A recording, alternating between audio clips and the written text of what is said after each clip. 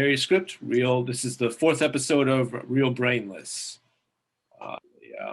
Continuing adventures of this indie horror shoot. Right. So, yep, as I said before, round one are the positives, what we liked about the script. And does anyone want to start us off there? Sure, I'll start. I have to say, Barry, it's actually very interesting. Like, I'm learning to see more of the behind stuff and more conflict. I mean, that's very good. And it's more like, focusing on one aspect of the camera angle and all that stuff, which is very good because, again, it's always important to have the camera as well. Without the camera, it's going to be hard to tell a story. Then also, I like the idea of, this is just a suggestion early on, but always have sometimes maybe have a little malfunction with the camera and stuff because always like that because in the movie I saw, which was about making an independent film, I forget the name of the guy. They were shooting set and there was a scene where it was so done perfectly but the cameraman was not there, and the director was like, "Where's the cameraman?" I forget the name of that film. I saw it in college, but yeah, it was very good. I liked it a lot. Nice. Yeah, right at the top, I said I like the name change. I like the name change. It's a good pun. It's a good pun. I think it's in keeping with the tone of the series thus far. Yeah, I do. I really like this entry. I especially, the standout was, of course, the end joke, which is top notch, perfect setup and perfect landing. And at least in my book, that's a perfect way to cap off an episode. And the Stacy and Greg interactions are great. It's a very good. They're sort of the bickering couple, but it doesn't get too tiring. You just keep on wanting to see them pull through. That's another. Of course, I can't wait to see further misadventures of this crew. It's interesting to hear that some of these is based off of real life too. I can imagine as people that have been on indie film sets can attest to.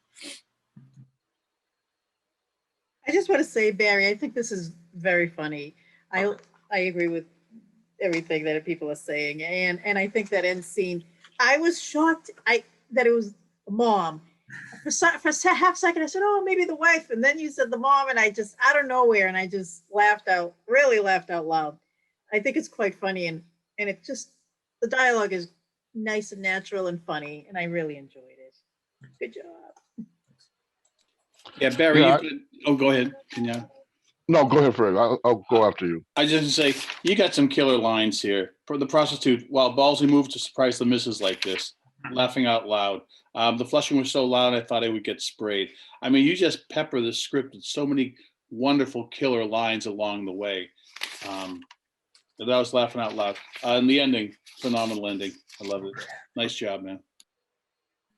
No, I was just going to say that I agree with Steven. I mean, and I said that about the other episode, the one before this, that the comedy definitely works, and I mean it's funny. I mean, you have these half-hour episodes, and I can definitely see this being on a platform like Amazon Prime or something like that, or I mean, there's and plus you raise the stakes too.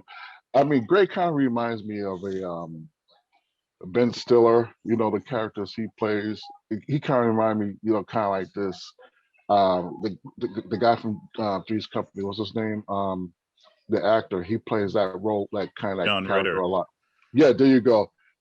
Greg just remind me of a John Ritter, Ben Stiller type of character, and I thought.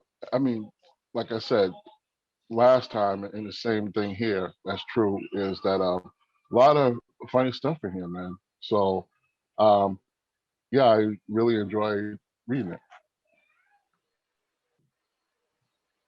Hey, Barry. I didn't have the opportunity, unfortunately, to read your other scripts that came before this, the other episodes.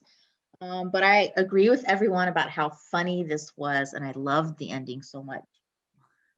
Although, you know, to see it filmed, I think I'm gonna just crack up. I really loved the tension that you put between Stacy and Greg about her plans, because it shows us a lot of what's going on in their marriage, a lot of what their personalities are, and some like a little bit of vengeance there. She's, you know, with her emotions. I really enjoyed that, and, you know, trying to see the subtext. And one of the funniest parts that I loved was when Greg was texting some random person when he's in the restaurant pretending that it's Mark. I thought that was so funny.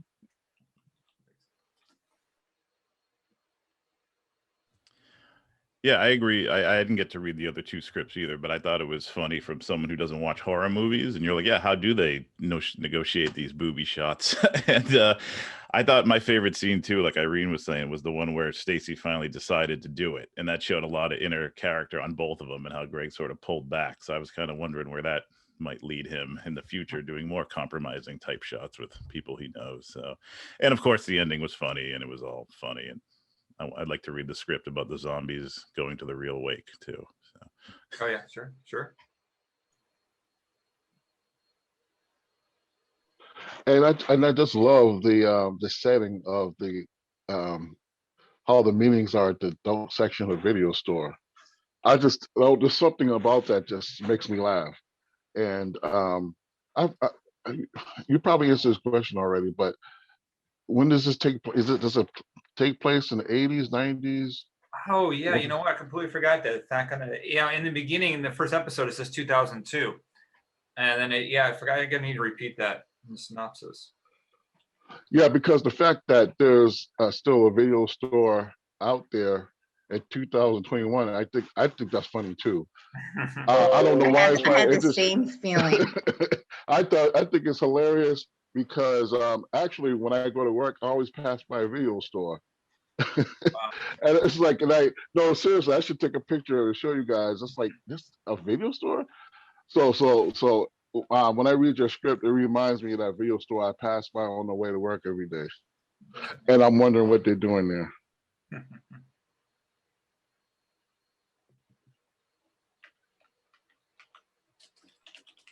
Barry, I said it before, and I'll just say it again. What I really appreciate is how professionally and methodically you're just moving through your work, that you got a good process going and you just keep at it, and that's great. It's not scattershot or anything like that. Yeah, your characters are great, and how you're going about character, developing your characters. I think it's great. I mean, because I read every episode so far, and I love how things are coming about. We are on to round two: critiques and needs for improvement. Questions for, or maybe answering questions for Barry at the end of your script. But I like that too. That you pose questions for the reader at the end. That's really good. I like that. Anyone want to start us off there? Round two. Sure, I will. Can you pull up the script, Jeff? Yes. What page? Page 4. 4.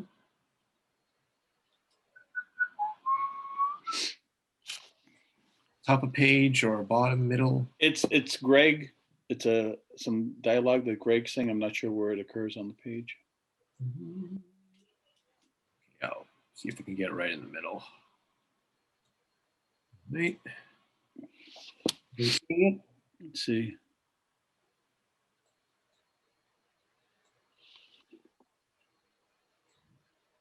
Is that it?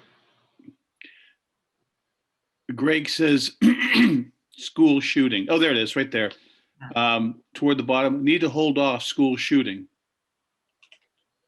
I wouldn't say school shooting. That's going to bring back memories of. It just struck me as Sandy Hook. Yeah. Yeah, originally I was trying to make it that way so that he would imply, that's why he corrected it. But yeah, maybe, yeah, I guess any mention that's probably bad. Yeah, I mean, it's a comedy.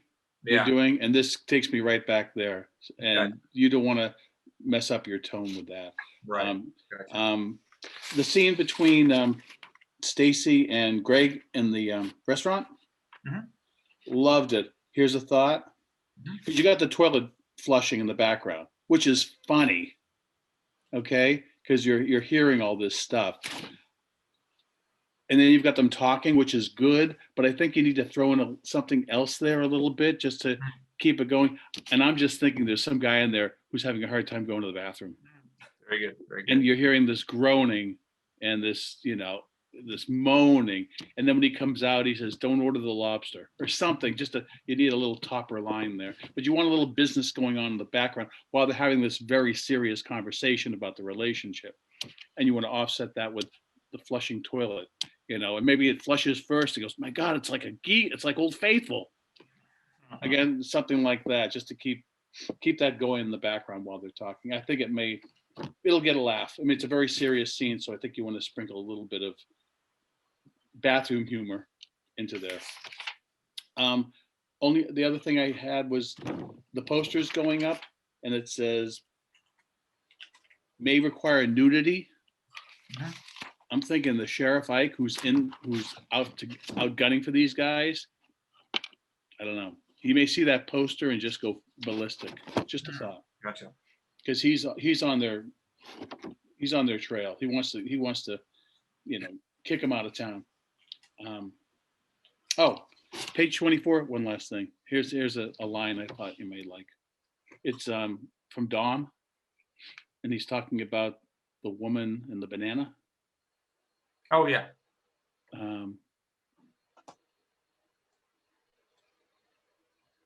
Oh, right. Oh, I told her I don't eat fruit. I thought that was kind of weak. I said, "Hey, what a coincidence. I have a banana at home." Nice. Yeah, I don't eat fruit. He's not the one eating fruit. She's the one eating fruit.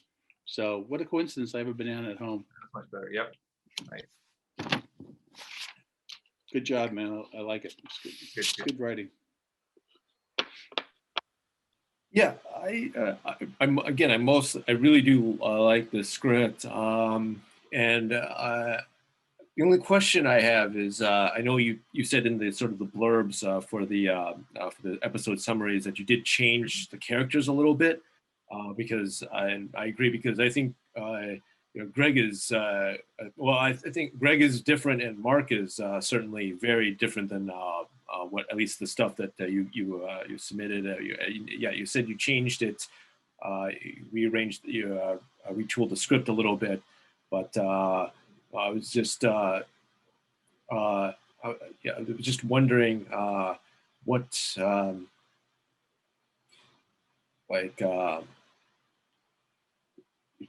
you sort of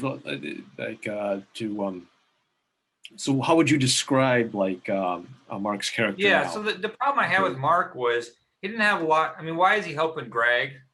And why is he so passionate about getting his movie done?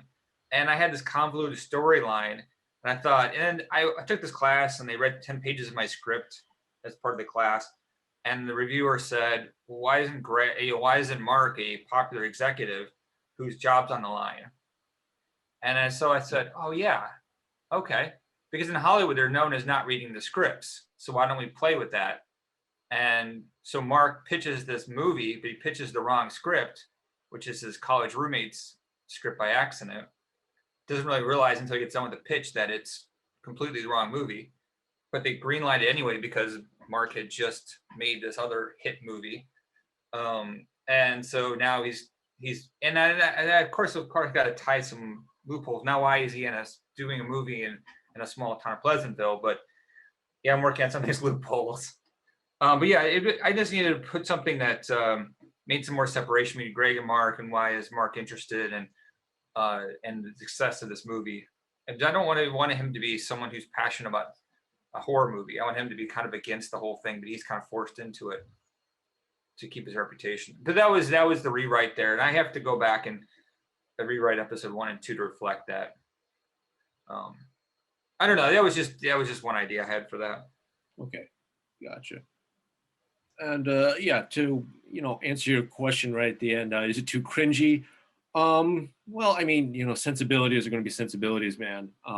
You're going to get various reaction there, but to me, like the comeuppance to Greg's character is the key. Like to show that through all of this, very cringy stuff with trying to find the right actress to pose nude, and then it turns out to be his mom. I think that is an appropriate comeuppance for all that. And he also calls her old. Calling your own mother like old is also like something that needed to be sort of slapped back at him. So yeah, I mean, to me, I think it's cringy up to the right point. That's good. Just to answer the question that you posed.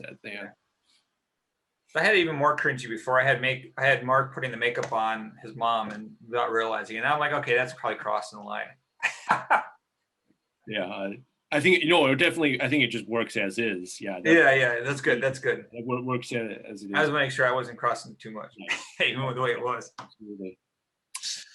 Hey, Barry. I would just ask for on page 12 when you're talking about the domestic violence shelter. Oh yeah. That might be my school shooting line as Steve gotcha. was talking about. But there are other things that you can do. You could put, instead of a sign for a domestic shelter, you could put a melon stand. You could put a billboard for, unpasteurized milk. You could put pet grooming. I mean, whatever you want, but I wouldn't go that route with the domestic violence. Okay. Other things, I mean, I think you have a lot of opportunities here that you can really seize. For Jasmine's character, she's very, very minor, but you can make this even more over the top with how she wants to just go ahead and do the shoot. Give us a motive that like really comes out of left field. Like, why does she want to do this? And her dad too. You can make this scene really, really funny. For Dom, when I was reading it, he seems like he's like very, very slick. He's a bit, me and Rosa, are we the only women here? Okay, so for me, he came across as kind of gross.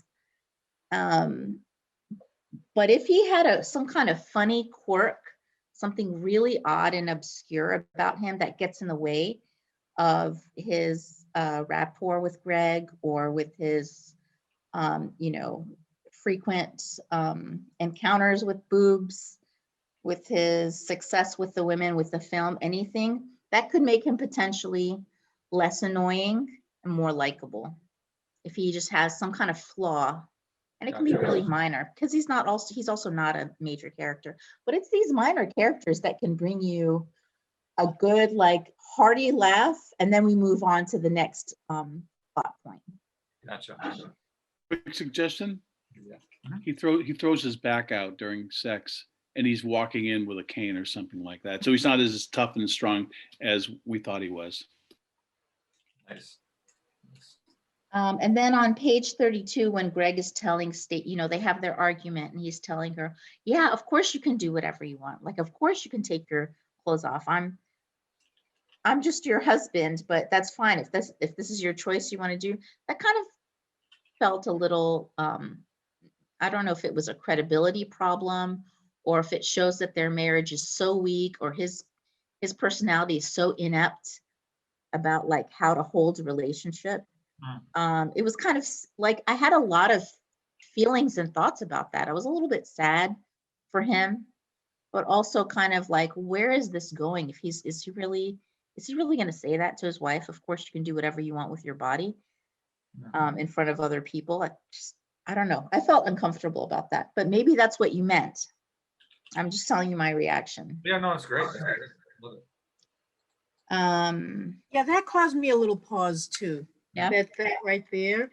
And then I read page 32 to myself a couple of times because I'm like, I'm trying to understand Greg. So his wife, she's seriously saying, hey, I can do this. And he's like, oh, but then again, he is wishy-washy as a person. So it didn't surprise me, I guess, but I think that I wanted him to either more one way or the other, like, oh, totally great, or totally what, you know what I mean? And then he's kind of in the middle there, and then, but I think I understand, because by him being in the middle, it's in the future, we may see her doing more of this, so that allows that if he doesn't get all crazy, like, you know, but it did strike me a little odd, only because I can't even, no, it's just, yeah, I guess it's reaction. I paused a little bit about that reaction. But then again, you know, it's a TV fiction piece, so, you know, but I did pause there for a second. Yeah, I wonder. Well, if I think that falls in line with this character though, because I'm just gonna say it flat out, Greg is a simp. He's a simp. So I think that falls in line. That'll be he's always kind of like caping for, you know, so he's not gonna stand on anything. He's gonna cape for whatever was politically correct. So he probably feels like because of this day and age, you know, that's something that's politically correct. So he's gonna say something. I mean, Greg is a simp right now. But I don't know if that's going to change eventually. But that's just plain and simple fact of the matter. Right, but simp or no simp, you want the audience to be have a strong reaction to whether they want the marriage to go on or not. And if Greg is kind of holding back and pulling back and not so invested, what's going to make us so invested to want to root for? You know, I know it's a comedy. We don't have to root for anyone. We can just sit back and laugh. But for lasting power, we should have some kind of buy-in to, you know, what the protagonists want. I think. Oh, yeah, definitely. And I was trying to go with that whole thing is that, you know, he's so focused on getting this naked shot, he doesn't care who. And then when he actually thinks about it, oh man, his wife could be it. It's kind of hit him that maybe I don't want to have my wife, you know, naked in front of everyone and everyone know that eventually. And that was a point I was trying to get. That was a point I was trying to get across there. But yeah, maybe it needs to be more of a dynamic switch. Barry, I have one more. Yep. Very, very, very small note. On page 30, when Margaret is leaving the dinner with her son and with Greg and Stacy, she just leaves so suddenly, like out of nowhere. Maybe give her a reason to leave. Gotcha. I wanted to talk about the structure. If this is a 30 minutes piece, there should be a colon or a teaser of 1 or 2 pages. If you can use that 2 or 3 pages to either recap the previous episode, if the story, I mean, if it's a serialized episode, or if everything is self-contained, or you can open what is the episode's gonna be about. And then I am missing the act breaks. It's important, even if this is gonna be on Netflix or this is gonna be online, that the script still has to have the act breaks. And the reason why is because each act allow you to build up tension up to the point when you're reaching the first act, you finish in a cliffhanger, then it jumps to commercials or a commercial break or whatever break there is. And then in the second act, you go ahead and build again a little mountain. It's like each act, either you do 4 or 5 acts. I guess in your case, because it's about 30 pages give and take, you can do up to 4. And that way you can create like little mini roller coasters in terms of how the plot is going. You know, you split that, and that way it helps you with the pacing, but also keeps people who is just watching the episode for the first time engaged is what's going on, particularly if they don't have reference to the previous characters. So that will be my note. Oh, and the other thing that I noticed is on the header, when you have the description of the place, you don't have to go into that detail. As a matter of fact, the more cleaner and shorter your headlines will be, the better. You can describe the place or talk about the place in the action line, but keep it tighter, especially when you're writing dialogue and you have just one word that is taking you from 4 lines to 5 lines. All of those little things, if you can, you can tighten them up, you can actually create even more space, and you can fit things that perhaps you couldn't in the first draft. So, basically about that structure. Gotcha. I appreciate it. And would you actually put Act 1, Act 2 as your ad breaks, or how would you? Yeah, for instance, you start with the 31st page colon or teaser, depending. A teaser, if you're going to talk about what the episode's going to be about, or a colon which recaps the previous episode, depending if you're doing serialized or you're doing episodic. That's the only difference. So once you do that 2-3 pages intro, then you start the proper Act 1, and then you start building up. And then by the time you're reaching the break of the first act, you have to have a cliffhanger, something that gets the audience to, okay, go to the next one. And you keep going into cliffhangers until you reach the end line. Gotcha. Great, thanks. You're welcome. Well, if this is planning on going Netflix or something like that, I don't know how much you're worried about ad, but I understand in terms of pacing, and you can have the pacing in there, regardless of whether you have the acts in, written in the script that way. You can still have the same kind of pacing without those kind of indicators. But anyways, what I was going to say is at the bottom of page 9, the interior college dorm room night. You have flashback. I was wondering if instead of it being there on page 9, would it be a good idea to start this episode with that scene? The reason I say that is because this is on the bottom of page 9, and already we're going forward. So in other words, we're going forward, then all of a sudden we're going back. Why can't we just start with that? And because once you start with that and then you go forward, you continually going forward instead of kind of like, okay, we're going to go forward, then we're going to go back, then we'll go forward again.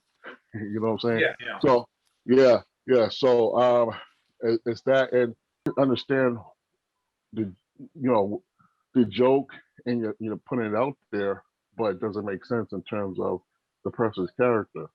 You get what I'm saying? Like, would the mother actually do this? In and of itself is funny. The idea is funny. So I know what you've done before in the other episodes. Like, I'll read something and it's like, did I find out that it wasn't real? It was one of them filming. It's like, oh, okay, it was kind of like that surprise. And I think it would have been better as a surprise. Like, maybe he had a dream. Maybe he was just so intent on getting this boob shot, or you know what I'm saying, that it's like, for the mother, imagine, I think it would work better if it was a dream than for it to be real. Gotcha. I know I understand why some people are like, oh, that's kind of a cop-out to make a dream, but at the same time, if it was real, does that work? Because to me, the dream, it may, people may criticize it being lazy, but at the same time, it doesn't make sense for it to be the mother, depending who the mother is. Because so far, when we know the mother, I just don't see her doing that. You get what I'm saying? But I can see him having a dream about it, because he's going through, but Greg is going through a lot in this piece. Well, throughout each episode, because he has this burning desire, to be this filmmaker, and he's getting all these obstacles.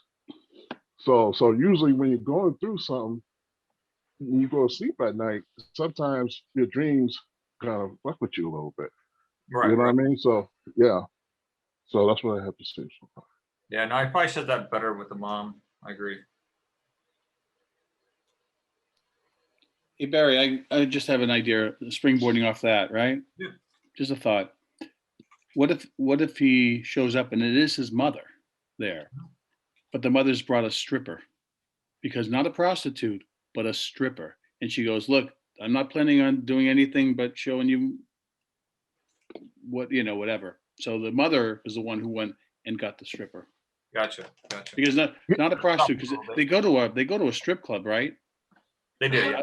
So, and I was wondering, okay, don't get a prostitute, just go get a stripper who's not going to give you sex. So have the mother come around and deliver a stripper. And then Right. the stripper says, look, no funny business. I'm just here to show you my merchandise, and that's it. And then you're out.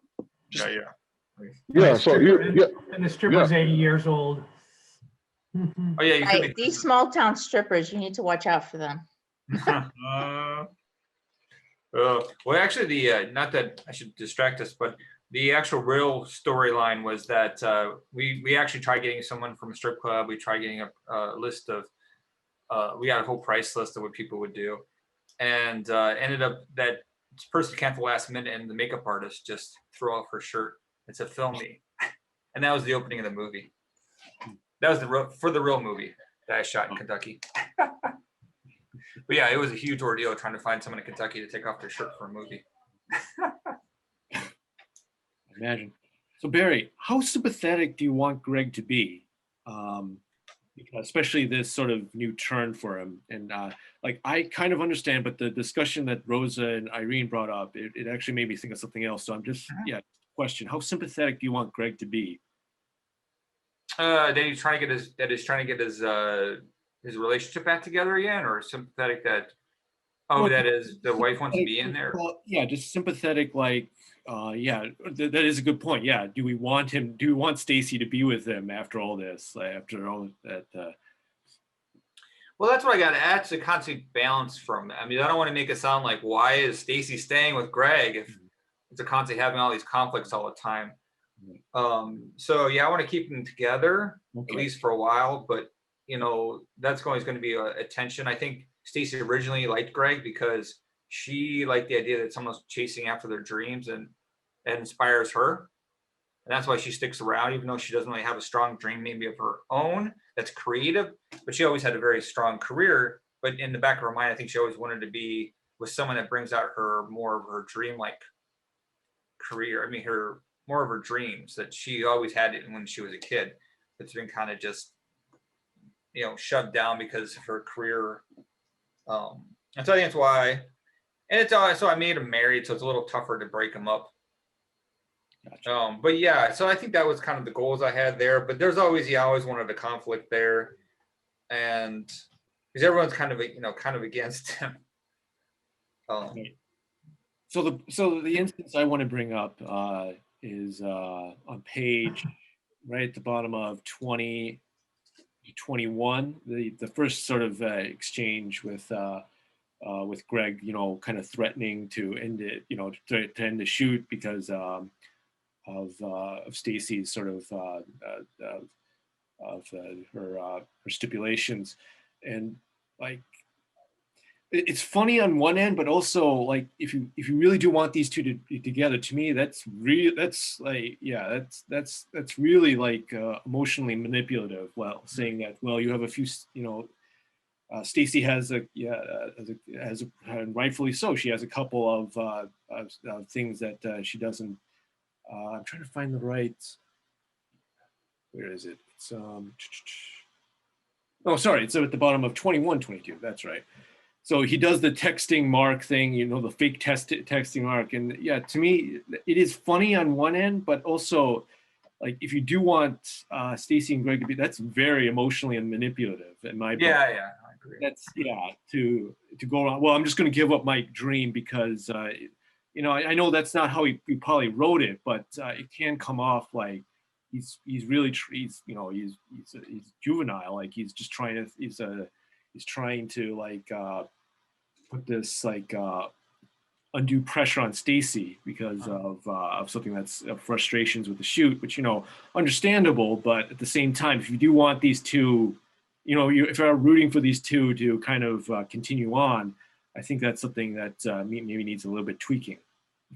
I agree. Yeah, it's probably a little too strong saying he's going to quit the film because Yeah, saying he's gonna Realistically he does say the that, you know. texting, which yeah, again, it's funny on one end, but if you do want these two like together, like to me that's like very emotionally manipulative, like to a point where the audience probably is not rooting for not rooting for Greg, and certainly not rooting for Stacy to be with him at the end of the day. right. Well, we don't know if Stacy is also saying she'll take the job to be emotionally manipulative to him too. Like they might both be equally petty, right? Right, but yeah, well, yeah, that's true too. But I mean, there's a lot to think about. yeah, it's just something. Yeah, it's just something like that. It just came up between when you guys brought up when Irene and the talk that happened to Renee, but what you brought up. Well, I wouldn't put all this on Greg either, because I think Stacy comes off unsympathetic to me. Okay. I've seen. Then why are you rooting for these two to be together if you are? No. I'm not. I didn't mention whether one way or the other on that part of it. But my thing is this: is that I know I do like Greg because he has that passion for what he wants to do, and you see this a lot in movies and TV, and even in real life, where somebody is whether you could be a cop and you're trying to, you know, be helpful to, try and stop crime and everything, and then the wife, what does a wife do? Oh, they want them to stop doing that, spending more time at home, and this kind of thing. It's like, woman's like me. It's like you like him for his passion and what he wants to do. He's doing something positive and doing something, you know what I'm saying? So I think that's, I just think, in terms of the what's the girlfriend's name again? AC. Stacy. No, you see it all the time, and it happens in real life. It's kind of like she's insecure. Obviously, Greg, really likes her, and I mean, obviously she liked him, as probably still does. But it's like, I hate when it gets to the point where, okay, make everything about me. You know what I'm saying? I don't know if anybody else sees that, but I see that a lot, like I said, in movies, TV, even real life. Yeah.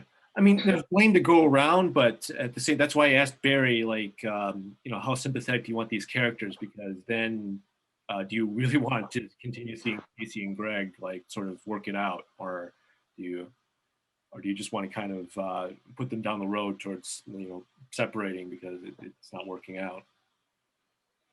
Yeah, I see them as a constant bickering couple, just trying to work things out. And because I was thinking that maybe Stacy would be his crutch, his support at the end, where everything kind of falls apart. She'd be the one that would come to his aid, while everyone else is just kind of given up. And it's going to be one of his biggest challenges early on was dealing with how to keep his relationship going during this movie. And then everything falls apart, and it's a little bit of a payoff for him at the end because he does continue the relationship. But I was going to mix in some obviously Samantha Sam likes Greg as an old high school crush, and you may even see Stacy have some looks towards Dom from time to time, even though he's kind of a doofus guy. But the only other thing I bring up, I hope Sam gets a little bit of redemption, or well, not redemption, but a little bit of because she gets put to the ringer in this episode, man. I hope she gets a couple of good stuff happening to her. Greg puts it to the ringer in this one. Oh, I'm going the wrong direction then. Well, maybe in episode 7. Maybe keep going down the slide of putting it to the ringer. Yeah. You're right. I need to put eventually redemption. Right. Well, yeah, I wrote it. It's not redemption because she has nothing. It's not in her, but just her standing up to Greg finally, maybe something on that end. Like, no, I'm putting my foot down. No, you put me through so much on this shoot. Yeah. So yeah, She's gonna definitely get more angry Yeah, something like that. Yeah, yeah. I mean, there's room for people to grow. I mean, like I said, Greg is he's a simp and he's doing all these compromises, and it just never seems to be enough for Stacy. If Stacy has room to do some growing too, and kind of look at it as like, okay, yeah, if you really love this person and what drew you to them is because of the passion, you can't turn around and say, okay, I got him now, so now pay attention to just me. And that's something she needs to work on. If not, if they end up being together, he's gonna be forever doing all these compromises. The only one be doing any compromises, and she's gonna be the one pointing her fingers all the time. Oh, you're doing this wrong. Everything I say is right. I'm perfect. There's nothing to complain about me. Everything, all the complaints are on your side, and so it'll be a lifetime of that. So, so there's a lot of explore in that relationship. That's a good point. Maybe it looks like Stacy's being too harsh on Greg. I didn't mean to make it that much, but I could see how it's looking like that. But it's realistic though. People do that. Oh yeah, yeah. I want to make it a little more rational for Stacy too. Barry, Can I give it that? Oh. Go ahead, Dave. Oh, I'm just gonna say, I didn't read the first two scripts, but in reading the synopsises, when you have sort of blood spewing out and car crashes and zombies going to wakes, I was hoping for a little more like what else is going on the set.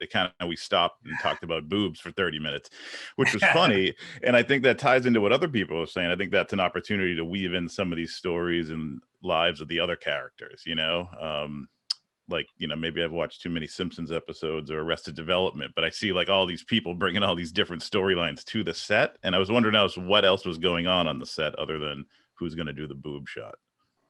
Yeah. Yeah. Good point. Yeah. No, I didn't have much blood and zombies this episode. Just boobs.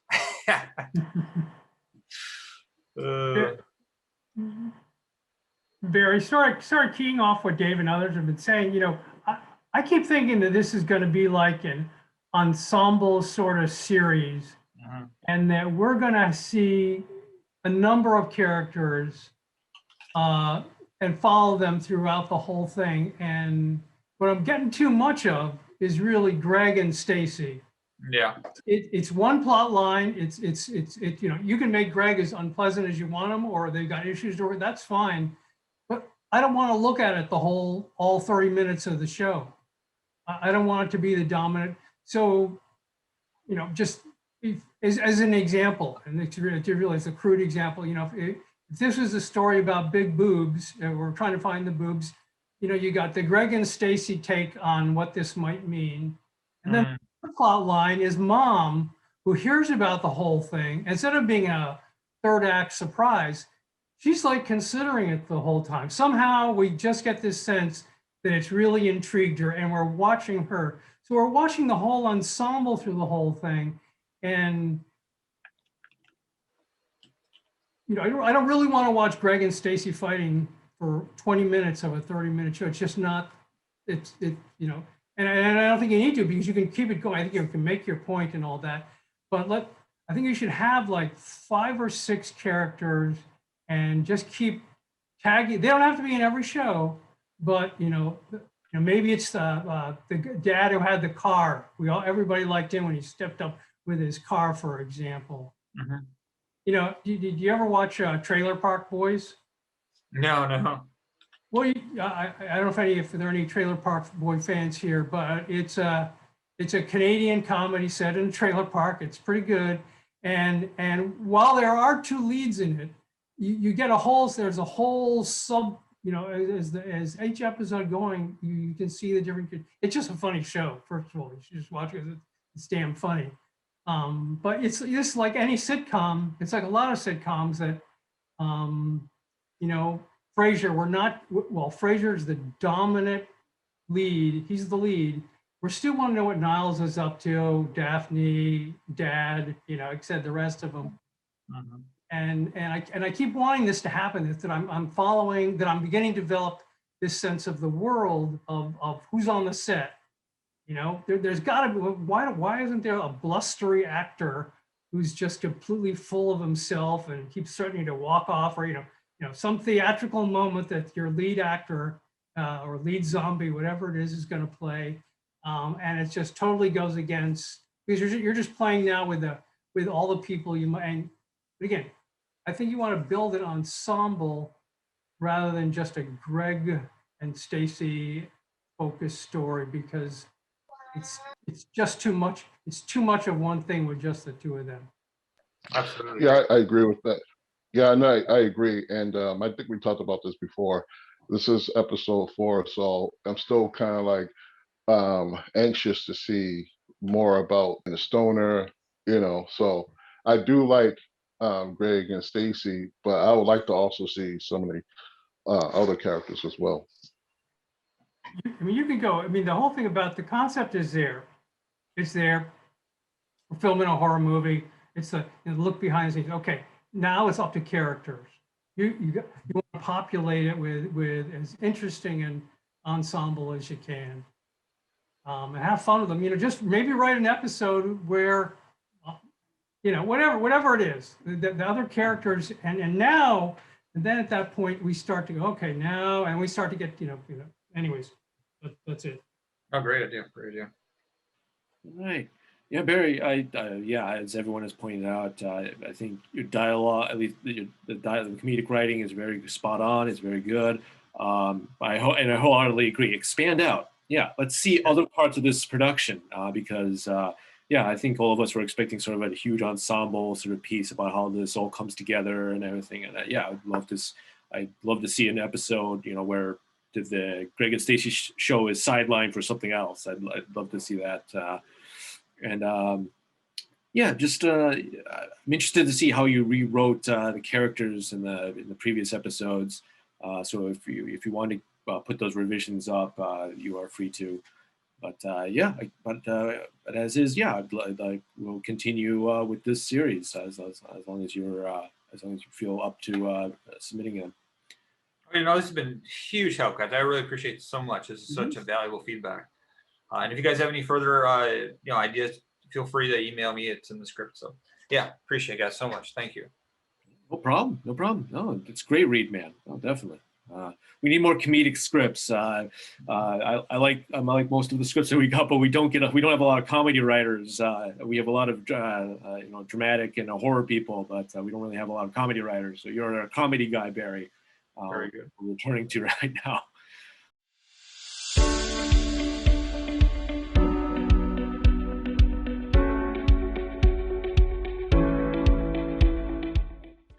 So Irene has another meeting to go to, so we'll get to hers next. A Long Flight Out of Egypt, 1 hour television pilot. And the same deal, same format for 1 round positives, 2nd round critiques, needs for improvement. Does anyone want to start us off there? I'd like to start us off and just say, it's great that Irene is actually up and at this meeting, because apparently she doesn't get up before like 2 o'clock in the afternoon on Saturdays. What she's told me. This is true. Really? But I'm up until 5 writing too. Oh, there you go. Okay, there you go. Great. Thank you for So good to see you, Irene. Glad you showed up. thank you for toughing it out, Irene. Yeah, I mean, All right, you guys. So glad. Aren't you thankful that we don't meet at 9 a.m. on East Coast time these days? But I'll start off with the positive. This is a great read. I love it. Flowed very nicely. You got the characterizations down. I like all I especially like the sister relationship of let me bring it up, Amani and Nadia. Yeah, I love the sister relationship. The doctor scene is a great scene. There's like a lot of like unspoken tension that really gets that really starts to build in that. It's a really great scene. And Amir is a great character. Yeah, I mean, this was a great read. I really look forward to reading more from it. Of course, I love the setting. I like the story set in this a different culture. So yeah, you're giving me more insight into that. So that's definitely appreciated. Again, just a nice, great idea for a series. You said this is the first time you wrote a script? This came out of my first script that I started a year ago, but yes, this is basically my first. But What other- it's the 15th iteration, so I've been going on it, trying to fix it. Oh, okay, so you've done multiple drafts, is what you're saying? Yes, yes. Okay, have you, what else, other kind of writings have you done before attempting this script writing? I'm trained in poetry writing. I did graduate school for poetry writing. And I've just been like, I don't know, journaling my whole life and just writing like a diary / blog online. But Okay. I'm still new to screenwriting. Well, I just have to tell you that for your first attempt at script writing, I mean, this was very, very good start. Really impressed, really enjoyed what you did here. The world building was excellent, and how you set up like the characters, like each character you have. I'm trying to think. I'm trying to remember the name. I like Amir's character. He's kind of like the moral compass. I don't know how to pronounce it. Is it Amini? Amani. Amani. Okay, yeah, Amani. You had this free spirit. I love her character. The mother, she's very bougie. You know, she's very. I just, even though she's a nice lady, but she seems like she could look down her nose at you if you don't fit a certain cast, or you don't fit a certain class, or very elitist, especially the Yusef. Very, I mean, this guy's a jerk. He's an asshole.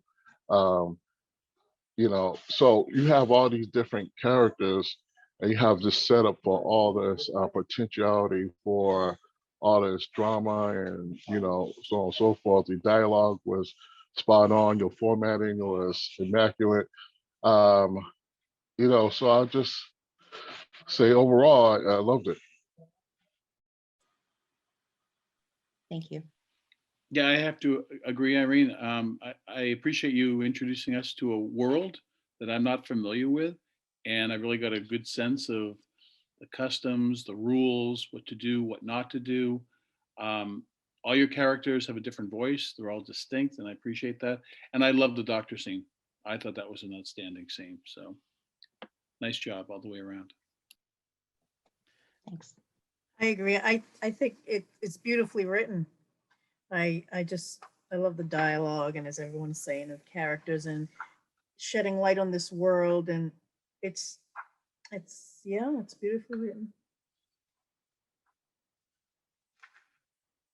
Thank you.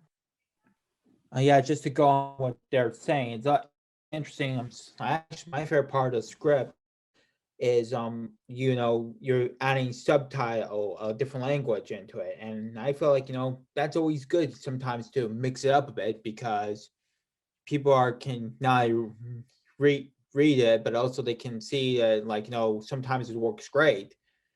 So it's always good to have different aspect, different culture into a film, because I think films are being more open to it now than they were way back then, like with in the 30s, 40s, and all that stuff. So it's really beautifully well done. I'll just quickly add, I think your poetry background really helped out, especially in the descriptions, all the scene heading and all the stuff. I was able to really follow all the actions of the characters and everything within every scene. So yeah, I just wanted to quickly add that. Yeah, I made it very easy to read, and the descriptions were, like I said, immaculate. Yeah, I especially enjoyed a greasy poodle of a man on page 7. And I also say the best thing I can say about this is I walked away worried for Hadia and hating Yusef, and I was had these emotional reactions, and I just kind of read it all in one blast, and it just flowed really nicely, and you showed the culture rather than telling us stuff. Yeah, it was really well done and entertaining. Yeah, I liked it a lot too as well. I thought the characters were really dynamic, and I like the whole Egyptian spin. I just haven't seen that in the show before, so that was really cool. It kind of reminded me of that Downton Abbey, where it has these undertones which you're trying to understand as you go.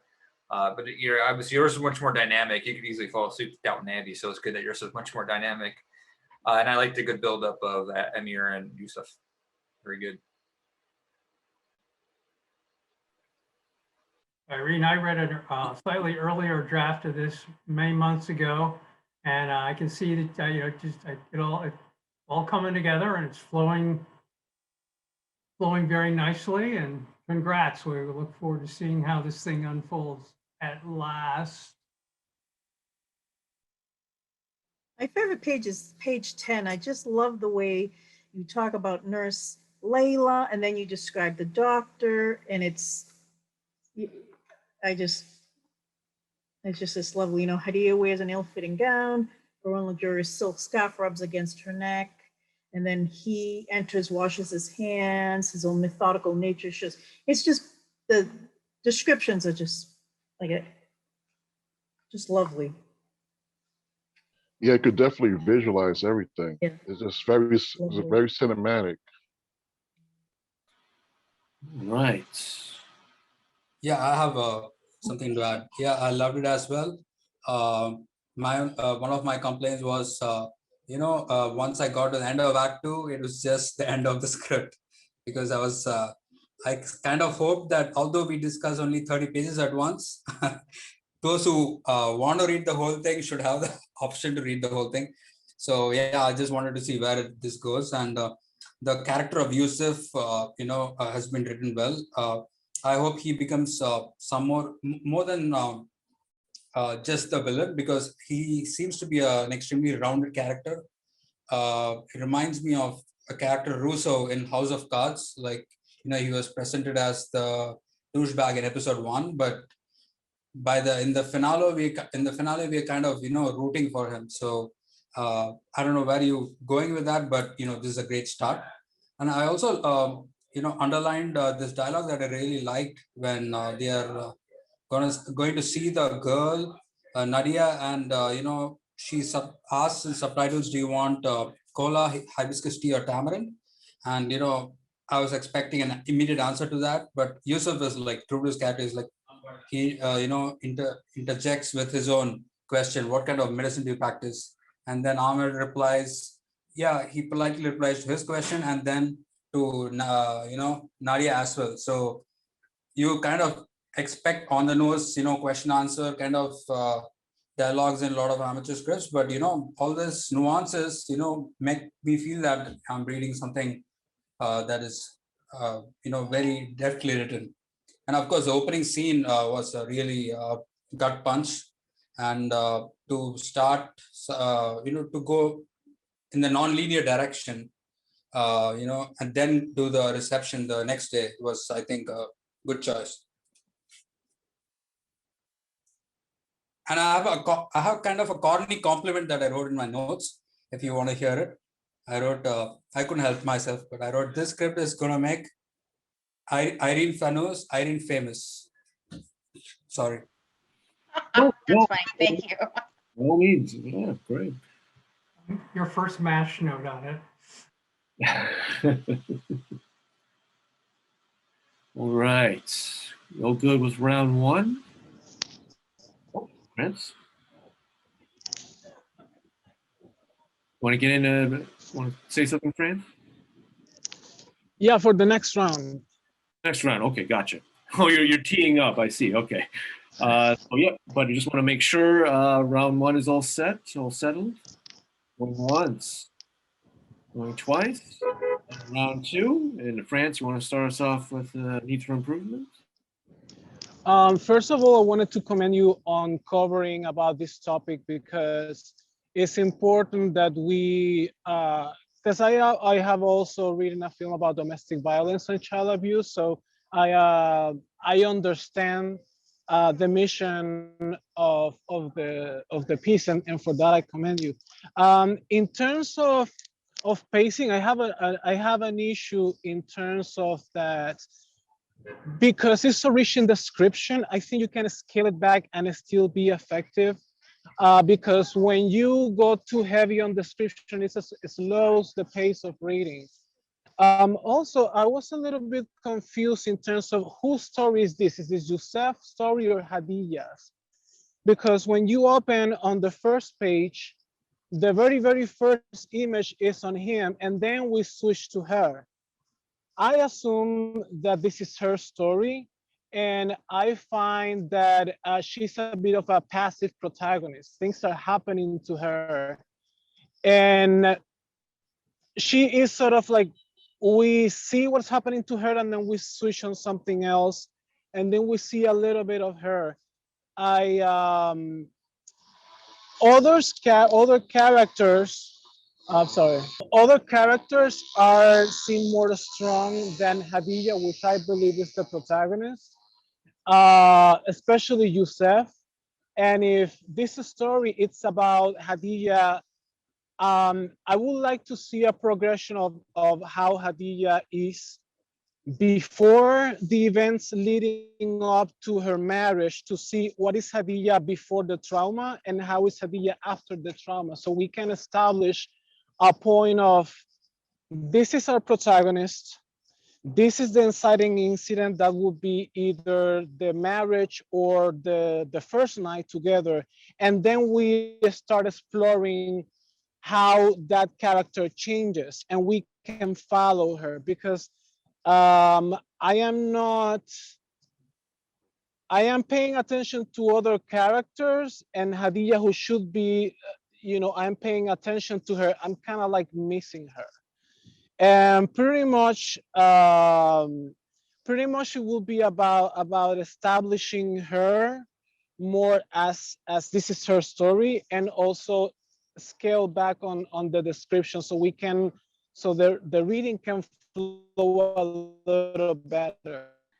Okay, I can respond to this because I struggle with this. When my very first draft, which is the one that I was presenting to the group that Rob was in, nobody was able to tell who the protagonist was, and I myself did not know who the protagonist was. And as I was writing it, the protagonist seems to flip between the three women, the two sisters and Hadija, and they're all going to be, superstars in their own rights. Hadija gets a slower start because she's come into this very suddenly, into this, very difficult world where men kind of rule the roost. But that's kind of why I had to turn this into, a series instead of keeping it as a feature, is that their stories were growing, and I wanted to delve very deeply into the emotions and into, the small actions that, I guess we call them microaggressions now, but the small things that are pushing them towards, the larger, violence, to have very like complex responses to them. So you will see Hadija actually become stronger, and the marriage will change in major ways, but I can't get to it in the pilot. And so this is something that I struggle with.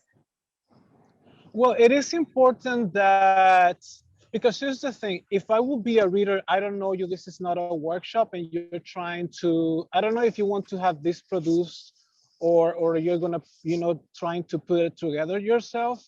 But within the 10 first pages, I need to be able to get a gist of, okay, if this story, it's told from three women's different perspectives, within those the first 10 pages, I need to know this is an ensemble or a multiple narrative.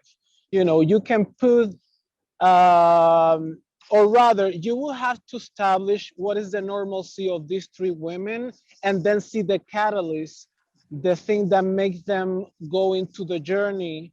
So by the time that you reach the first act, which perhaps will be like page 11 or 15 after you do, other editings, people listen in the cliffhanger of okay, this is the people that I should care about, and why I should care about, let me continue watching, because that is the only thing because Yusef is coming so strong. If he's gonna be the antagonist, then you have to have characters to play off that antagonist.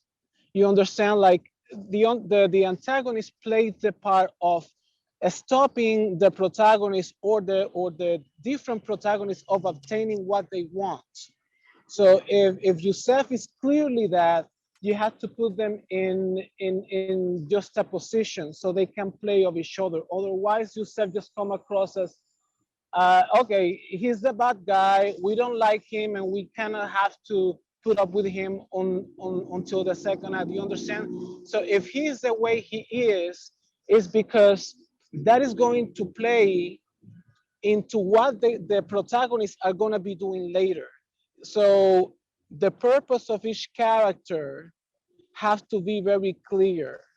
You understand? So that is, for my suggestion, that will come more to the outline, trying to make an outline or blueprint of what is going to be. And from the outline, then you start to put the pieces together.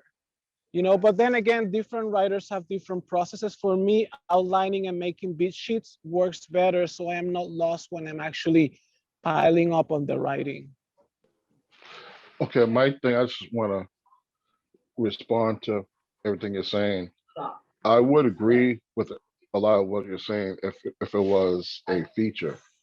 Now, because this is meant to be a series, you get to take time to develop characters, you know. And in terms of, I understand what you're saying about the descriptions.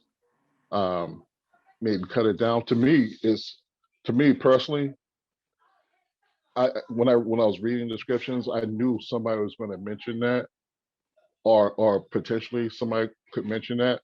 But to me, it was, you know, it's, you know, sometimes a lot of description can slow down to read per se, but to me, it worked because somebody mentioned earlier about the nuances. There are so many nuances, the way somebody does something. So she's being methodical about certain actions and certain descriptions of what things look like. So, because this is about like a social order, so it's very important. If you think about, if you were to produce this and make this, a lot of attention will be paid attention to, like in terms of the production design. Well, like with anything that you produce, but this particularly is kind of like the production design becomes a character, so to speak, because the social order is a character, and the way the social order is shaping people. You know, just like I was saying, Yusef is a jerk, he's a villain, blah, blah, blah. But because it's a series, you could kind of take your time and develop how, you know, how this social order shaped Yusef, how it shaped other people and their actions and choices they make and how it affects other people. And this is just the first episode. So, you know, originally when I first started reading it, I was like, myself, it's like, who is the protagonist? And as I read along, it's like, okay, I kind of see this is what's going on. It's just like it's building this world, it's showing the social order and how it's impacted people, and how people have these philosophical conflicts in relation to their social order. And I think personally, I think it's developing nicely. But I don't know, people can say, you know, can respond to that if they would like. Yeah, I personally didn't have a problem with any I think everything was outlined fairly well, and that's what the understanding that this is a long form series script rather than just a feature, as Kenyatta pointed out. Yeah, I'm fine, and I'm fine with things taking time to develop, especially with something like this, where you need to really be immersed in the culture, you need to be immersed in the customs and the manners of everyone around it. Irene, since you've told us that this is a story about the three women, and there's no, it doesn't sound to me like from what you said that there's any particular weighting of the women. If we're gonna look into each, and you can correct me if I'm wrong, please do, before I really make a fool of myself. Then I think maybe I'm thinking that maybe we need to lead visually by seeing the three women first and establish that this is three sisters and a mother, and a matriarch, and just get to know them a little bit, and save the vaginal test. The vaginal test is kind of like comes maybe, I'm just making up a page number here, page 10 or something. After we've gone through, we've met the sisters, we've met the mom, we've met dad. We probably met Yusef, but don't realize what an asshole he is yet. We may have met Amir somehow. I'm not quite sure on how that would happen. And then we realize that she's getting married. We've seen her with Yusef. We've seen her with her family. And now Yusef on their wedding night does the vaginal test. And that's the end of the kind of the first act, the mini first act, shocker really. And then we understand that that the story kind of open, and we understand that the story is not about the vaginal test. It is about the vaginal test, obviously, because that's a issue in the whole thing. But it's really about these. It sounds to me like it's about these three sisters and their family, and there are going to be a lot of issues related to men, as personified particularly by Yusef. That's a thought. I mean, instead of opening with the virginity test, I could open with her just looking in the mirror with the handkerchief and the blood on it. And then we can bring that back in later after they have their first night. And then I'd have to think about how I could introduce the two sisters and kind of just put them in a setting of their family without showing the family being as violent and unfair as it is now, and bring that in maybe a little bit slower. I have to consider that. Thank you. So I liked the virgin test in the beginning. It was kind of a shocker beginning, but I agree that maybe there's a more emphasis on making the sisters the protagonist. I wasn't getting that in the first 10 pages. But that was just my own little comment.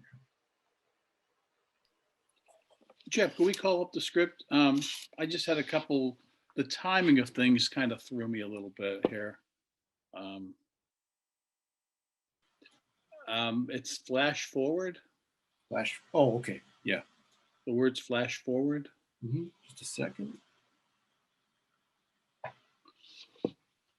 Right. Right. The teaser. Flash forward. I don't know what flash forward means.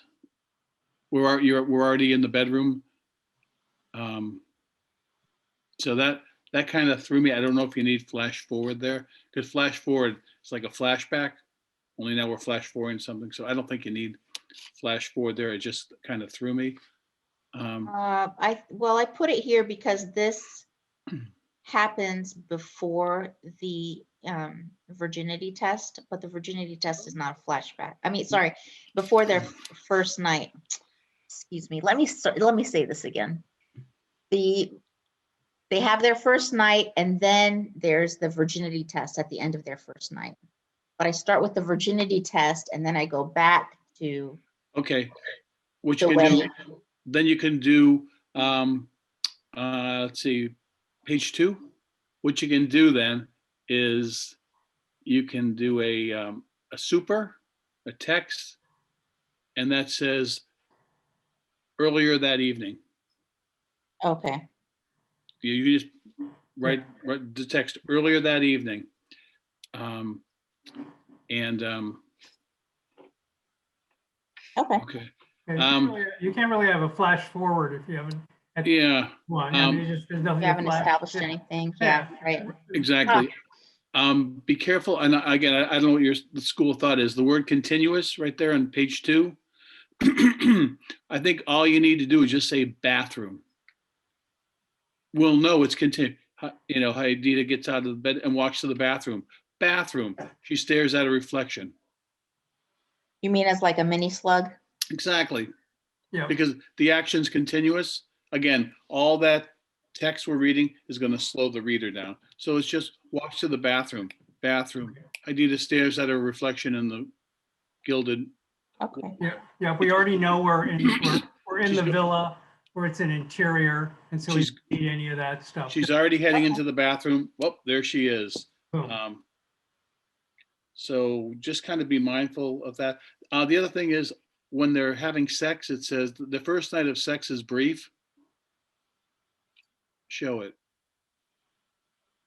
Well, I mean, Or- there's or nothing ju- for me to say. That would be for the director to, you know, Oh, tell no, him. no, this is your chance. You know, he's on top of her thrashing around, you know, and it's over in seconds. Whatever you know, or just don't even show the sex. Just have her go to the bathroom and she's looking at herself in the mirror and her face is all smeared and everything. And then you hear him snoring in the background. That says it all. Well, what do you guys think? Is the sex scene, does it move the story forward? Does it help? Would it help if I put it in?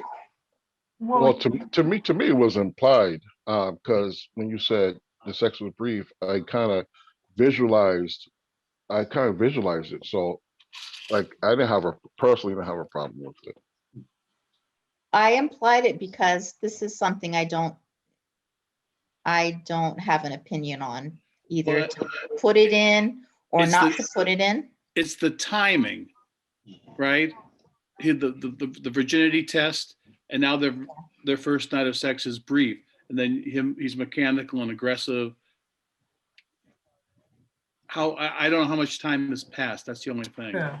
Well, I mean, Okay. to Stephen's You point. can say I think- you can say later, just the word later, and there she is. You know, I mean, to Stephen's point, one thing you can do is you can just tell us that Hadia, Hadia isn't sure what to do. You walk us through how unprepared Hadia is for the sex and how mechanical and aggressive Yusuf is. You actually just give us a little bit more of a visualization of him and her. We don't need to, because really the goal here is to help develop the characters further. But Right.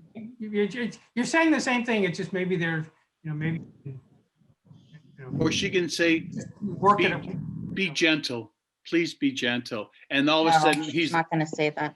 okay. Can't say that. Okay. I don't know what he's gonna say. All right. But that first night of sex is brief. I'm like, how much time has gone on? Because everything is in real time.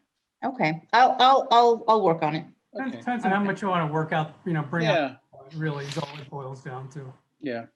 Irene, I would have one comment since we have this up on the, basically the rule of thumb, I think, is to have each action gets its own sentence. So, he wraps the handkerchief. Hadia grimaces. So Hadia grimaces should be a separate line. His other hand holds onto her hair. In other words, and the reason you break this down is because it takes time to show this action. And when you write these as one big paragraph, it makes all the actions seem to take place much quicker than they do.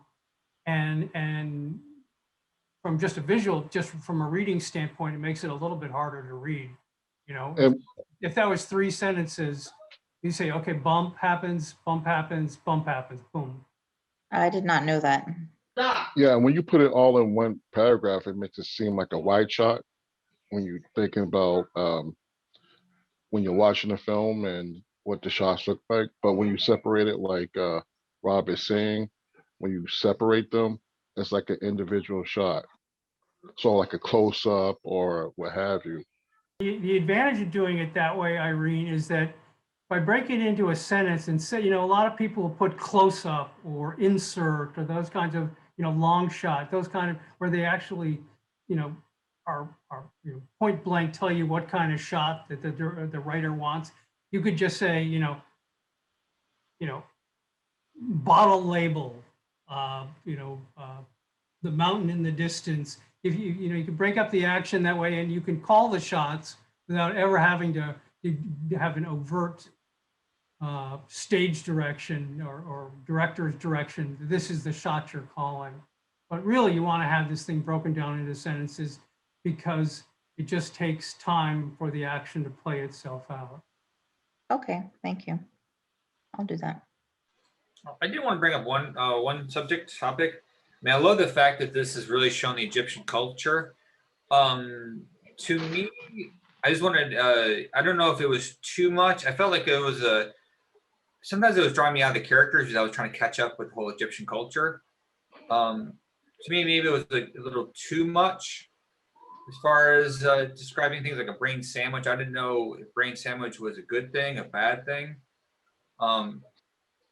And I don't know, there's a nice balance there. And to me, I got a little bit lost in all the Egyptian culture, which is really cool to learn from. But it was drawing me away from some of the essential stories and characters. I don't know if anyone else had any opinions. But I mean, I'd say cover it, but maybe to cover those topics a little slower. All these different culture pieces. That could be something that I really need to pay attention to, because I can only read pretty much every script as, you know, someone coming from a dual culture.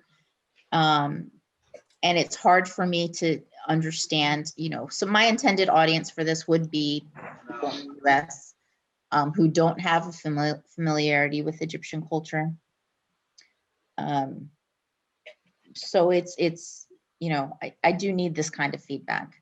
I would say that just at this point in this script's development, I wouldn't get too hung up on too long a description of something, because you can always cut it out of it. Really, this really turns out, I mean, you have to understand the script, and all of us who have no knowledge of Egypt in the 1950s really need to know what you're talking about. And eventually you're going to figure out what the balance is between description and no description. You know, when you've covered this subject enough so that an audience such as that can still follow it. All you need, that's it. Yeah, you can always cut things down after you're done, whether that's dialogue or descriptions. Yeah, but yeah, as Rob said, yeah, the script needs to make sense to you first, and then you can impart that onto your reader. So yeah, I actually enjoyed all of the descriptions and all the insight into Egypt in the 1950s. Yeah, because if you don't do enough and people aren't familiar with the culture of 1950 Egypt, then they're confused. So, that's why I think, you know, I think your descriptions are on point to me. Irina, you have one plot question, which is the actual scene takes place on, I guess, page 23 and 24. I was surprised that Amir is going to court whatever the name of the woman. Nadia. Yeah, and that he doesn't know that Yusuf is married, or that he doesn't know Yusuf is married. He doesn't really know anything. He's coming to this house, he meets Yusuf, but he doesn't seem to know anything about the family. Whereas, you know, the assumption I'm coming into is that these are arranged marriages, and so that the families kind of know each other. People kind of know each other to a much greater degree than maybe you'd find in an American situation, where you might not know too much about the family. Maybe I'm coming it wrong. No, this is actually pretty normal. Mhm. I think, you know, in the script that I sent to our other group last year, I think I had explained it that the neighbor knew one family, but she lived near, the neighbor knew Amir's family, but she lived near Yusuf's family, and she was just being like a casual matchmaker. They still do this crap, actually. And to go on a first date, you do go to the family, you do have the, you know, all, you know, the male, the eldest male present, usually the dad. They don't have their dad because he died.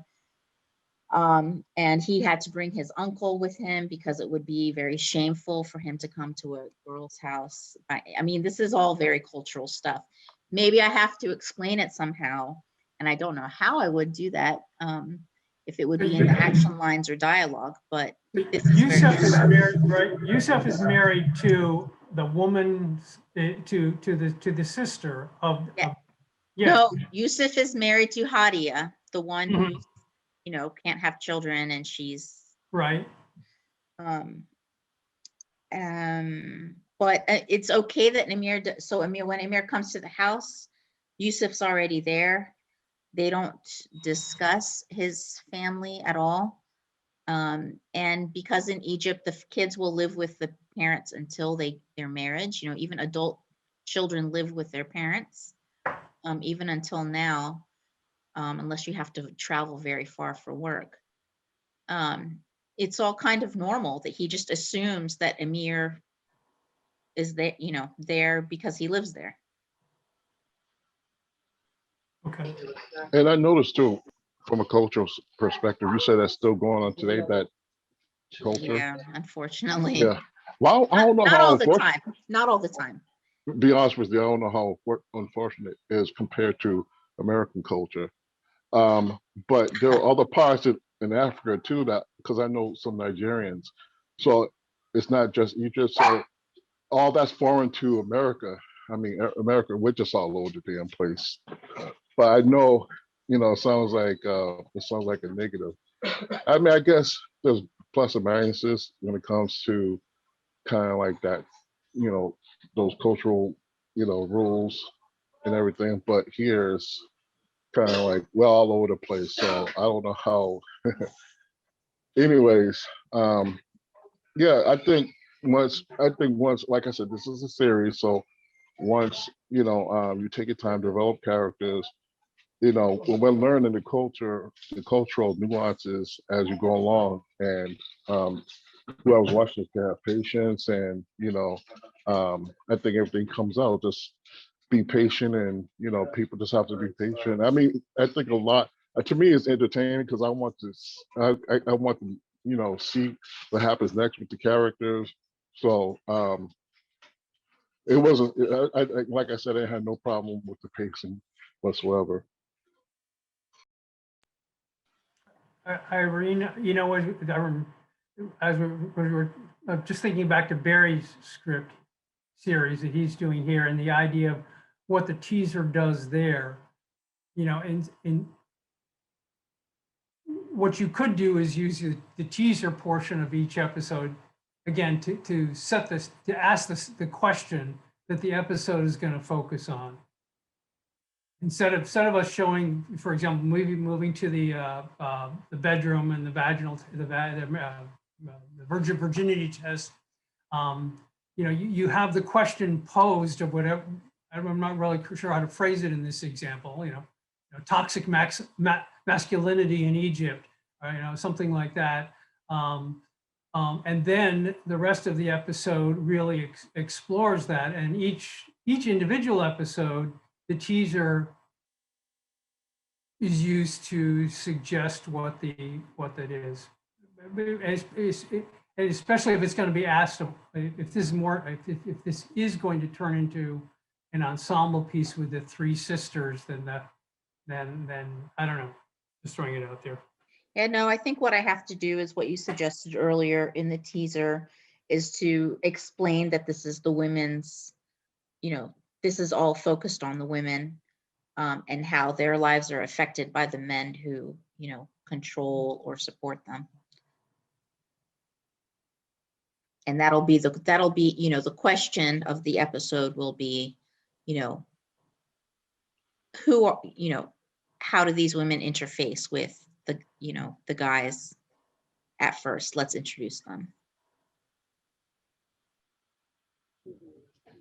There is the question of the episode, and there's the one of the season.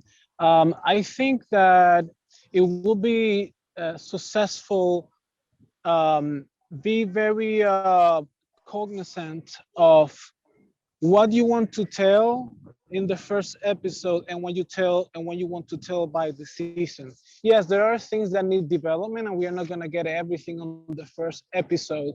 But we should, in the first episode, have a clear idea of who is who, and what is happening in that episode, and what is going to happen, or what is foreshadowing what is going to happen in the season, because there's the action line in the episode, and there's the whole story in the season. So once you nail that, that is going to help you to develop the pilot and subsequent episodes if you're going to continue to write your series. Well, so hopefully at the next meeting here, the next Saturday meeting, when I bring, and I've already written, when I bring the second, actually, Jeff, do we bring the second half, or we just bring the next act? Because you said first 30 pages, then acts by act. Right, acts by act. But if it's a like a TV pilot, 1 hour, you can send the whole. I guess we can do this in the next half if you especially if like the second, especially if it's just again like a TV pilot. Okay, so I'll bring the next half, and I do have my show Bible, and I do have very deep character descriptions. I know where they're going, and hopefully you guys will be able to see that, by the end of the episode. But yeah, what you're saying is what I'm trying to follow. Irene, I have a question for you. I recall the original storyline. There was a story in the past and a story in the present. So is this all, is the new version here set in 1950, the whole, the whole time, or are we going to shift into the present? Well, just for you, Rob, because you loved how much I was jumping from time to time.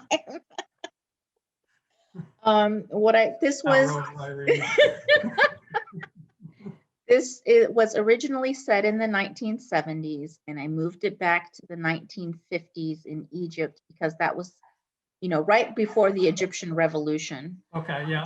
Which is very symbolic for the story of how the women are going to be moving forward in their lives. But, and in the script Bible, I think what I did was the first season, we stay in the 1950s.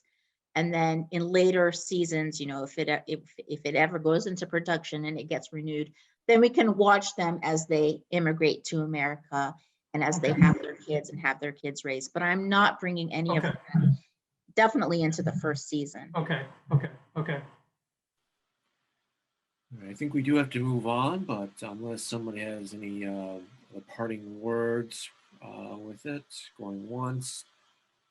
Thank you guys so much for all the comments. One more.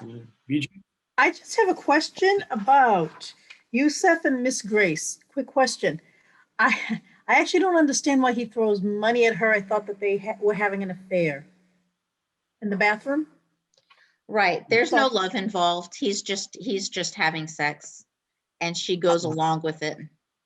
Oh, so okay. No, I was just confused about the money. So she's not, an actual call girl. It's just a thing. Okay. No, she's a secretary, and he's he doesn't care about relationships. And for Yusuf, means mother, right?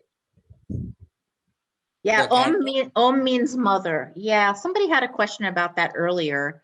And I don't know if I need to give her own appropriate name, but in Egypt, when you talk about a mom, you talk about her as the mother of her eldest son's name. This is a cultural thing. Yeah. Okay. I was able to do that was that. Okay, great. Yeah. Okay. No, because I could guess that way, because in Indian, at least South Indian culture, it's called mother is called Amma. So and with your the arranged marriage scene, and so I could relate to it a lot. Yeah, I think you probably could get a lot of this. Yeah, we do have similar things going on. All right.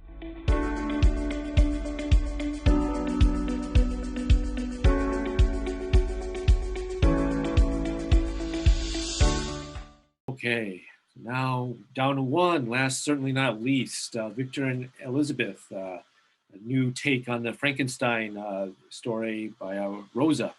And I think everyone is familiar with the format. So we'll start off with round one. You want to volunteer to go first? I'll go. I was interested. I was intrigued. I like the setting. I like the snowing. the Cold. I like Victor, and yeah, it created a nice general overall mood to it that I felt good about. I like the menacing element that's appearing, that's slowly making its way to Victor. So nice job. Yeah, I thought it was definitely a fun read. I think the one thing that popped out to me was just the great visual descriptions for everything. I think just really, really well written there. Really visualize everything, and it was really cool. Yeah, I'll go off of that. The descriptions are great. I do like the rearranging of characters to do sort of a different a different take on the well-worn story of the Frankenstein monster. Yeah, I do think it's an interesting way to rehash an old very one of the tried and true granddaddies of horror. Yeah, I love the cross-cutting in the the finale of the story between 1918, is it, or 1818, and the present, and it was nice contrast. So I have a question.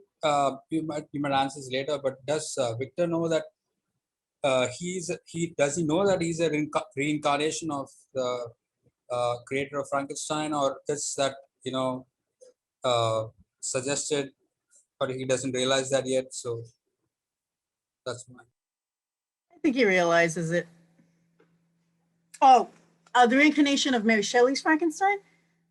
Is that what you mean? Or No, Victor is the scientist, right? Yes, So he's yes. supposed to be the contemporary version of the old scientist. So does he know that he's as a cloning person? Does he know that he's a reincarnation of yeah. something?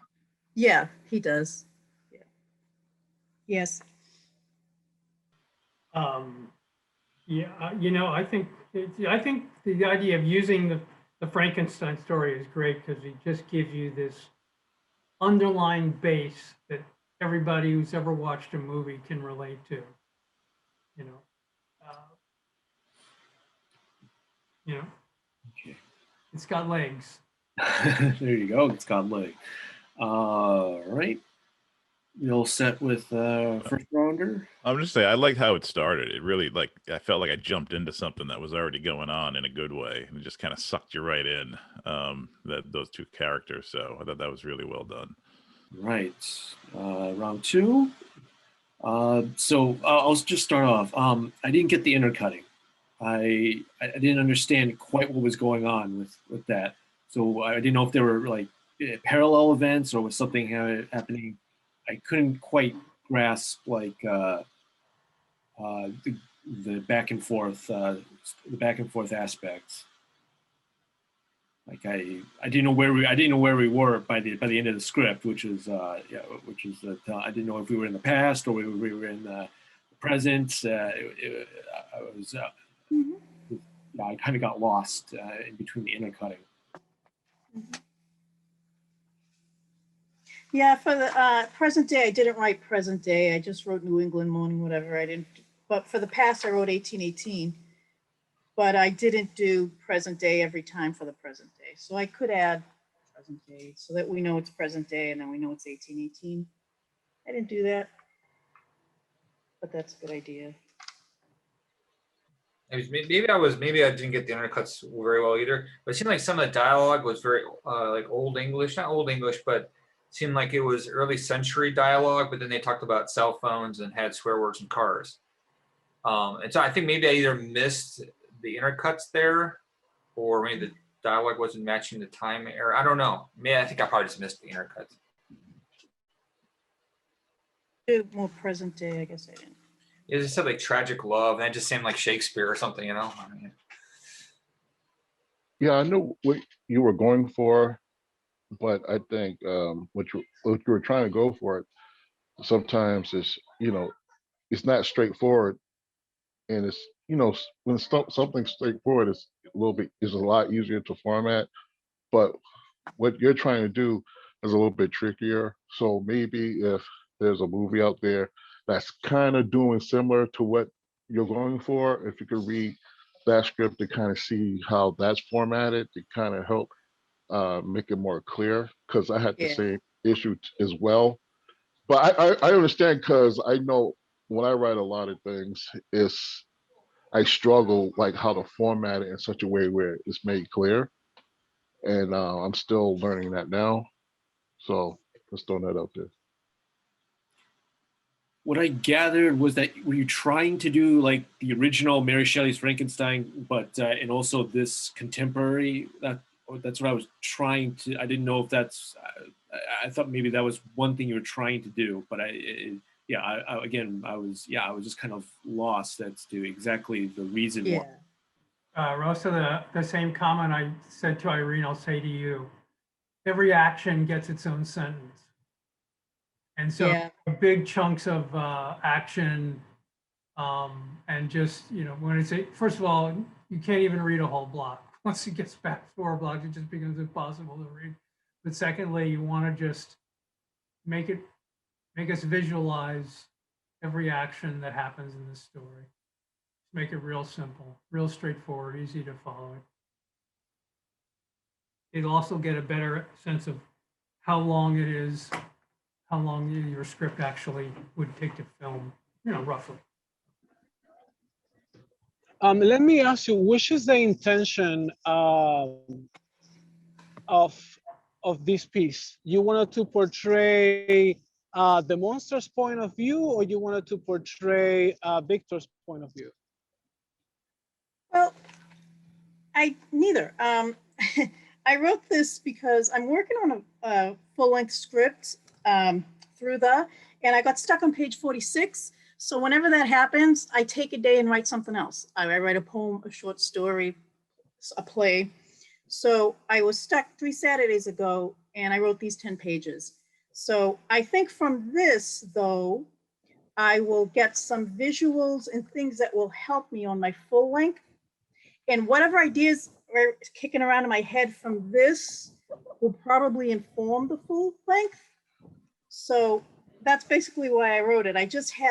I was writing through that, and all of a sudden I stopped and all this came to me and I wrote it down, but I don't really know. I don't know as a script how well this one moves along, but I think that this will help me with my full length somehow. There's something going on in my subconscious that there's something important in here. So I have to figure it out, but that's basically it. So I don't know why I wrote it. Because in one sense we have a tragic love story or tragic love story to be, and at the other you have the monster which is seeking something. It's seeking his life, is seeking approval. Now the creator wants to end it. So that's the reason why I wanted to know if this is a teaser for something larger. I want to have a harder grasp on this is Victor's point of view. If this is the monster's point of view, you can still, then you will play the romantic story sort of as an antagonistic to the protagonist, in sense of now Victor and the monster become antagonists, having that relationship. And then maybe you change that relationship, or if it's the woman, the antagonist, to the relationship between Victor and the monster, and then we drive at that point. That is the only thing, because it's very interesting. I only wanted to pin down, like, if this is told from what point of view, so I know where to look at as a viewer.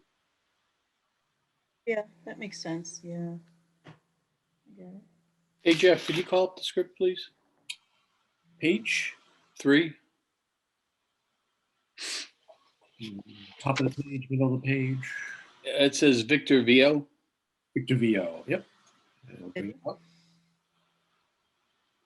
let's see, where is, yeah, this really threw me. Victor VO muffled and then Victor. And I was trying to think, is he talking? Is the voice in his head? Is he No, it's talking the to voice. himself?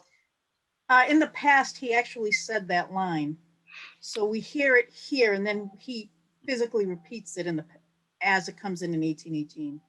I was lost. Yeah, we hear, he doesn't say it on page 3, but he says it later.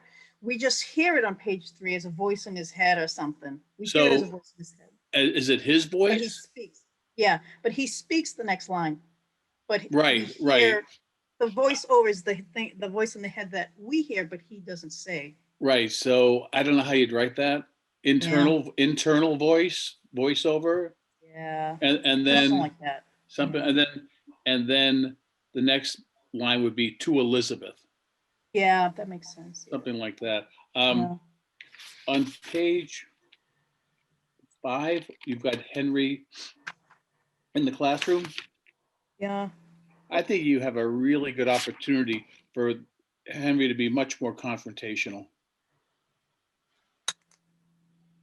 Yeah. With, Because all of a sudden Victor is just all rambling.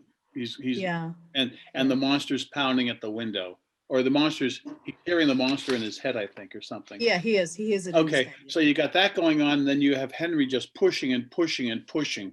I think you could have an opportunity to really ramp up Henry's confronting, because Yeah. Henry, Henry can call him, you're a quack. You're not a scientist. Don't play God. We are not playing God, Henry, or whatever it is. Ramp it Yeah, up. yeah. The last thing is on page 8, oh, by the way, do we see the creature? We see the creature, right? After, yeah. Describe After. right, but you never Because I described it. describe him. I describe him at the end. At 11. I think you have to describe him the first time we see him, which is when he's in the car with Yeah. Wherever we see him. Elizabeth. I think it's page 8. Let's see. Where's Oh, yeah, yeah, yeah, yeah, yeah. Yeah, so the first time we see him, he's in the car with Elizabeth, and right. There you go. Right. Jumps on the creature. Okay, this is the first time we actually see the creature. I have to describe him. Top of page 8. Oh, yes. Jumps on the hairy, monstrous creature, or whatever it is. You actually need to describe him there. Yeah. Or you could just say jumps on this dark figure, this massive dark figure, if you don't want to reveal it just then. And then here it says hits creature several times on the head. I would cut out the last 2 scenes, driveway, laboratory, and then you just cut right to the laboratory, and he's strapping the creature to the bed, and we know, oh, he knocked him out. Got it. So I would get to that laboratory scene a little faster. You don't need him carrying a bloody Elizabeth. We're going to see Elizabeth real soon. And we don't need Victor strapping Elizabeth to a hospital bed. We're going to see her strapped to a hospital bed in the next scene. So that'll just speed your story up just a little bit.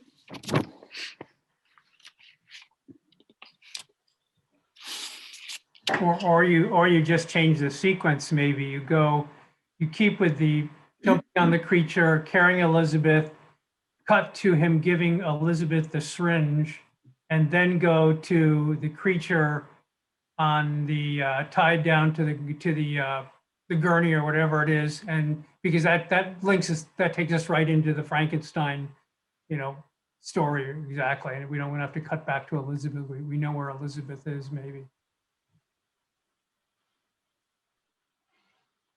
So Rosa, this going back to, is this just a sort of the past repeating on itself again, or is this? Yeah. Okay, so it's just the same thing Yeah. happened in 1818 as it is, or 200 years later, roughly. Well, he's trying, it happens every year, like he just keeps coming back century after century after century, and now he wants to end the cycle, and the only way to end the cycle is to kill Elizabeth differently. Because if the monster kills her, then next century, he's gonna come back with the monster. So that's why he tries to do something different.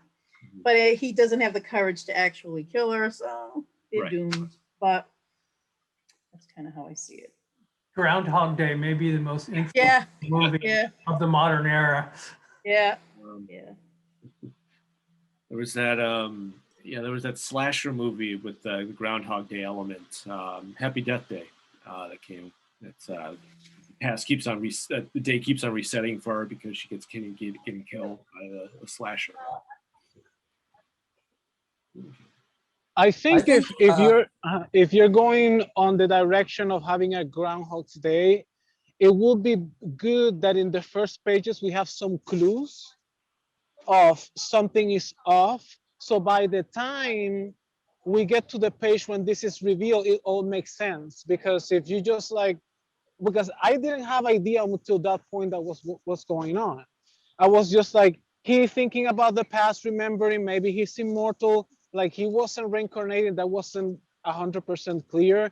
So if you're going for that plot line of something repeating itself, you should put some clues in the first, second, third, three, I don't know how many pages you're gonna, if you're gonna close it at 10 or 11, but at the very beginning, there should be some clues leading up to that point.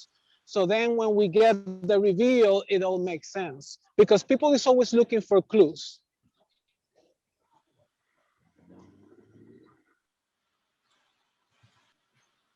yeah, I think you have a solid movie concept here. An update, a modern update of Frankenstein. This could very well be, Frankenstein meets not Groundhog Day, but Frankenstein meets the reincarnation of Peter Prout. So let's say you have you start off with the Frankenstein, the old, the original Frankenstein. Then you cut to present day, and it's this another same guy named Victor, but he's doing cloning. He's he's Frankensteining in the modern age.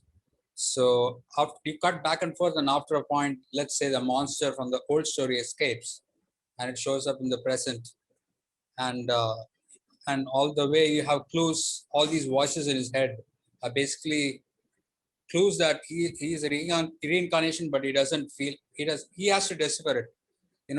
Along the point along the story, he has to realize, and then something like that. But there should be an arc from him realizing all these clues and him really realizing, oh, this is who I am. I'm like basically Frankenstein. I'm Victor in the future. So it's like he's basically living a classic novel. I don't know. And that helped me explain why the Frankenstein monster or the creature is so smart at this point. I feel like he was a lot smarter than I was anticipating to. I guess that's the curse and the advantage of using a known character, right? People automatically reading into it. It threw me a little bit that he was so smart now, so that he just kind of came up from nothing. I don't know. That would throw me off a little bit too, but yeah, no. Also on page 3, right? There's a sentence saying they walk through the library, and I presume the next the upcoming dialogues are all walk and talk. That actually requires a separate slug line because it is a scene unto itself. It's a separate scene, the way walk through the library. Go to the library. Yeah. So Well, that then would be it's- like interior library corridor. It would be Make a a slug. separate scene. Yeah. That they walking into. I see. You're saying that they moved from the laboratory to the library, and so they need a slug line. Yeah, they're walking through the library. Okay, yeah. I don't know where they are before the library. I don't remember. No, they're in the library. They're in the library. In the morning, yeah. But then they meet and then they start walking through the library and then they go to the door. So, yeah. They walk 'cause- together through the library, yeah. So that's a mini slug line. Yeah, because when it says back to scene, I think you need Yeah. another slug line there. So I do agree if that's what people say. I'm keep going back and forth because I'm on call and I keep getting calls. So sometimes I miss things. So I'm sorry if Last time I was talking, I got cut off because I had to answer the other line. So I'm sorry if some of what I'm saying is incohesive. It appears that way because I'm going back and forth answering phone calls. But I don't know if that's what you guys were talking about, page 3, when it says back to scene, it goes right to voiceover. Is that what you guys were talking about? On page Yeah, 3? they walk to the library. There should be a mini slug line as they're walking and talking to the end of the library. Yeah, because the thing is, it'll make it easier. Make it easier to read because Then you know, yeah, you can always know where you're at. And I think, like I said, in terms of formatting, to make it easier to read and to understand, if you put a log line there, a slug line there, excuse me, I think it'll make it easier to read Rosa, and understand where you're at. oops. Rosa, 2 minor points. The voiceover, the VO, when you have Victor and you have VO after his name, like we're seeing on the screen right here, the VO, the V period, O period goes in parentheses. Oh, that's right. Yeah. And I also noticed that at the start, the fade in is flush right. It should be flush left. Well, Yeah. I don't have final draft, so in Trelvy it puts it flush right. Really? Well, I've never seen a fade in flush right. I Period. know. Oh, yeah. I think that's probably, yeah, it's misleading you. Anyway, just minor point. Thank you. Yeah, you're right. Thank you. Okay, yeah. I mean, I think you have a good idea, Rosa. It's just that, yeah, it just needs to be determined, like what is this story, like, or what are the 2 stories maybe that you're coming back to? It's just there's a little confusion between there, but no, it's an interesting idea, and I like your process where if you get stuck on one thing, yeah, just move on to the next thing, and that's it's a really good process, and definitely it's a good way to continue with writing. All All right. right, guys. Well, have a nice See you in weekend. 2 weeks. Take or care. Yeah. Tuesday. See you next Bye, time. guys. All right, have a good one. All right, see you. Yeah.